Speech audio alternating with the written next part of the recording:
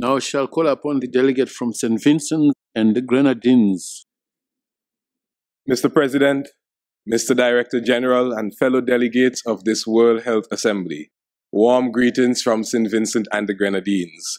We believe that the theme of this general discussion was well selected: Health for All, commit to universal health coverage.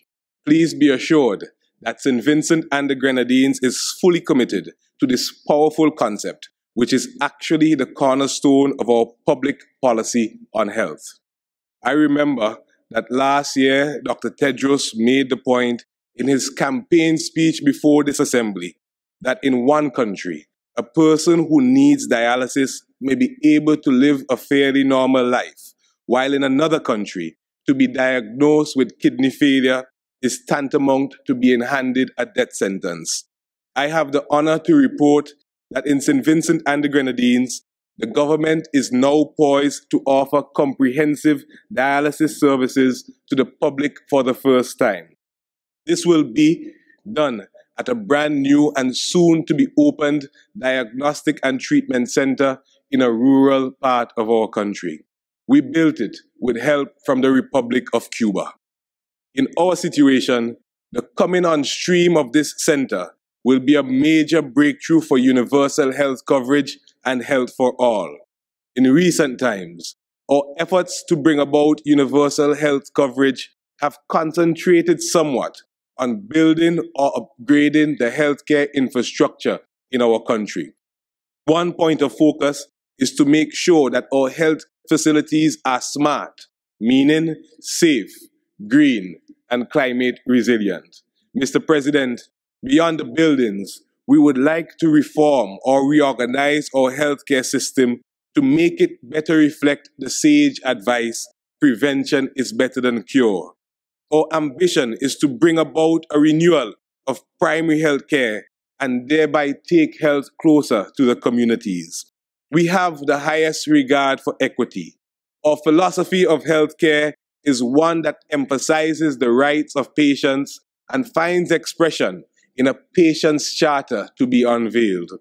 St. Vincent and the Grenadines is in the unusual position of having a surplus of trained nurses who can be deployed to the service of other nations. We are setting up a medical marijuana industry following the example of countries like Canada.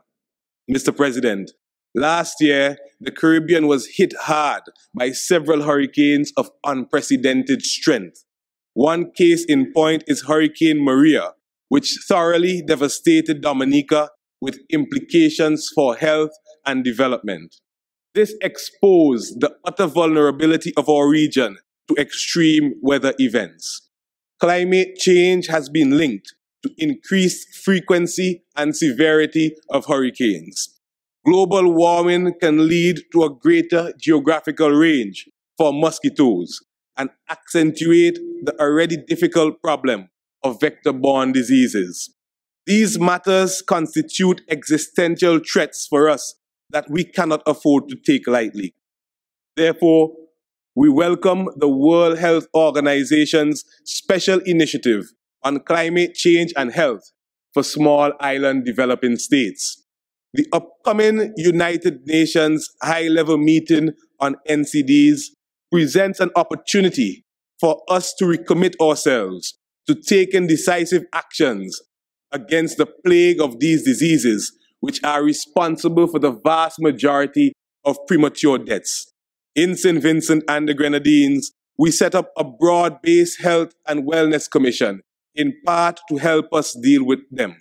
We are promoting physical activity in our schools and communities through a number of initiatives, working in close collaboration with several organizations, one of which is simply called Be Fit.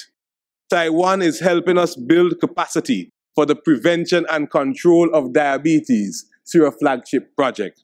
On that note, Mr. President, please permit me to say that St. Vincent and the Grenadines supports the call for Taiwan to be allowed to participate in the World Health Assembly. The absence of Taiwan from this forum is an unfortunate result of cross-strait politics that should have no bearing on matters of health. We wish that the relevant parties will make every effort to peacefully resolve this deeply contentious matter with regard for the principle of inclusion for the sake of the health and welfare of humanity. This is the humble request of a small Caribbean nation which maintains respect for all sides.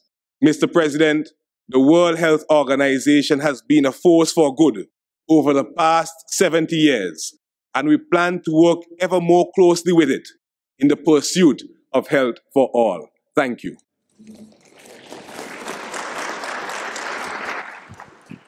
Thank you, St. Vincent and Grenadines.